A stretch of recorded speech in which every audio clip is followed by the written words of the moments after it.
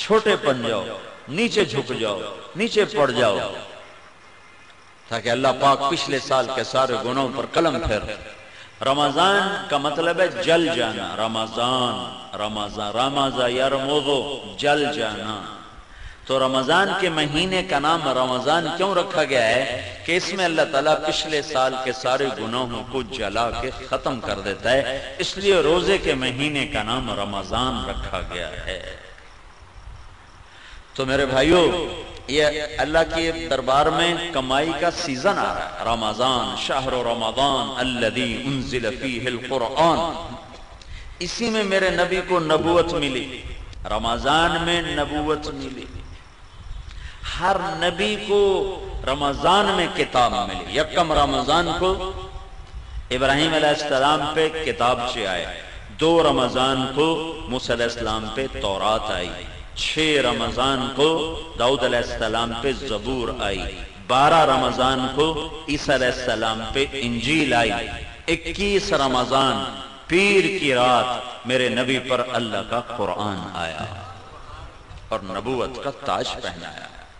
اس میں شب قدر اللہ نے رکھی، 21، 23، 25، 27، 29، 5 راتیں جاگ لو، 1000 مہینے کی عبادت سے زیادہ کا اجر اپنے خزانوں میں، اپنے کتاب میں لکھوا لو، اور اللہ کے خزانوں سے ساری زندگی کے گناہ معاف کروا لو اور جنت کے فیصلے کروا لو، صرف 5 راتیں جاگ کر۔ 5 اعتکاف بیٹھنے والا تو سویا ہوا بھی ہو تو عبادت لکھی جاتی، جو اعتکاف میں ہمارے نبی نے ساری زندگی اعتکاف نہیں چھوڑا، ساری زندگی، اور جس سال دنیا سے جانا تھا اس سال آپ نے ڈبل اعتکاف کیا، 20 دن کا اعتکاف کیا۔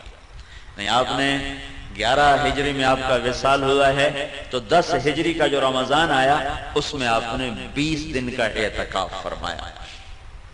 ہر سال آپ رمضان میں اعتکاف میں بیٹھتے تھے مستقل، اور ایک دفعہ آپ نے اعتکاف اپنا توڑ دیا کسی وجہ سے، تو پھر شوال میں آپ نے 10 دن کا اعتکاف فرمایا۔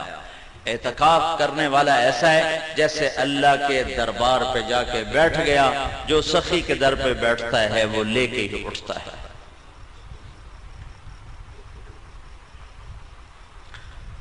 تو رات کی عبادت تراویح کی شکل میں، دن کی عبادت روزے کی شکل میں۔ رمضان میں اللہ کی راہوں میں پھرو گے تو ہر روزہ کروڑوں گنا اوپر چلا جائے گا۔ میرے نبی نے فرمایا، نفل روزے کے بدلے میں ساری دنیا سونا بنا کے دے دیں تو اس کا بدلہ نہیں ہے، تو فرض روزے کا کون جان سکتا ہے کہ اللہ کیا دینے والا ہے؟ میرے نبی نے فرمایا، جو رمضان کا روزہ ایسے رکھے کہ کوئی نشہ نہ پیے، کوئی حرام لقمہ پیٹ میں نہ لے جائے، کسی کو زبان سے گالی گلوچ، غیبت، چغلی، شکایت نہ کرے، بہتان نہ باندھے، اور پورے رمضان میں کوئی گناہ نہ کرے، جو ایسا روزہ رکھے گا ہر روزے کے بدلے میں جنت کی 100 حوروں سے اس کی شادی کی جائے گی، ہر روزے کے بدلے، اور ہر روزے کے بدلے میں جنت میں ایک اللہ گھر بنائے گا۔ اگر پوری دنیا اس گھر میں رکھو تو یوں وہ اس گھر میں نظر آئے گی جیسے پوری دنیا میں ایک بکری نظر آتی ہے، ایسے ہی پورا جہان اس محل میں بکری کی طرح نظر آئے گا۔ تو بھائیو، یہ رمضان تھوڑا گرمی کا ہے، اگلے سال اور گرم ہوگا، اس سے اگلے سال اور گرم ہوگا۔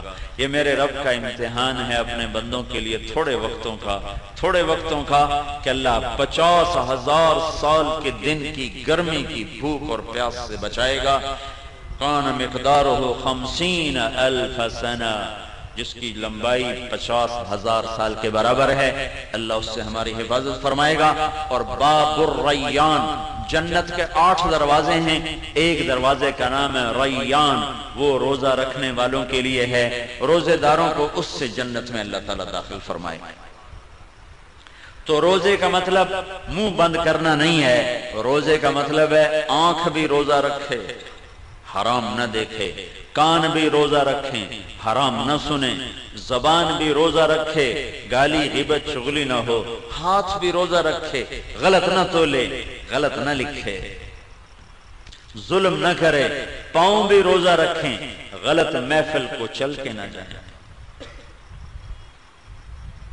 محکمہ جات کے لوگ کتنے لوگ یہ رمضان آ گیا ہوں رشوت نہیں لینی ہے، رمضان تو پیچھے حلال، رمضان حرام ہے۔ وہ میں ایک شہر سے گزرا، بنو میں میری جماعت گئی تھی رمضان میں، تو ایک سینمے کے آگے بورڈ لگا ہوا تھا رمضان کے احترام میں سینما بند ہے۔ میں نے کہا یہ چنگی شریعت مسلمانہ بنائی، بے رمضان حرام تو بعد حلال ہے۔ جسے کہتا ہے یار تو دیکھو نا داڑھی رکھ کے تو جھوٹ بول رہا ہے، تو اس کا مطلب ہے داڑھی شیو کرا دو تو پھر جھوٹ حلال ہو گیا ہے۔ ایک تاجر نے نا ہمارے ساتھ کچھ وقت لگایا، لاہور کا بڑا تاجر، تو اس نے داڑھی رکھ لی۔ 4 مہینے بعد میں نے دیکھا تو پھر صاف۔ میں نے کہا یہ کیا کیا ہے؟ کہنے لگا جی سارا دن جھوٹ بولنا پمدا ہے، میں مناہ چھڑ دی۔ میں کہتا ہوں جھوٹ حلال ہو گیا، ہوں تو تیرے 2 گناہ ہو گئے، ایک داڑھی مناون دا، ایک جھوٹ بولن دا۔ تو رمضان میں حرام اور بعد میں حلال ہے۔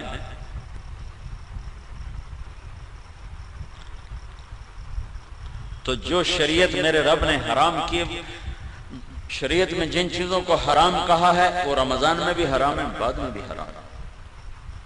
تو بھائیو سارے جسم کا روزہ رکھو اور اللہ کی راہوں میں نکل کر اپنے روزوں کو قیمتی بناؤ اور تسلی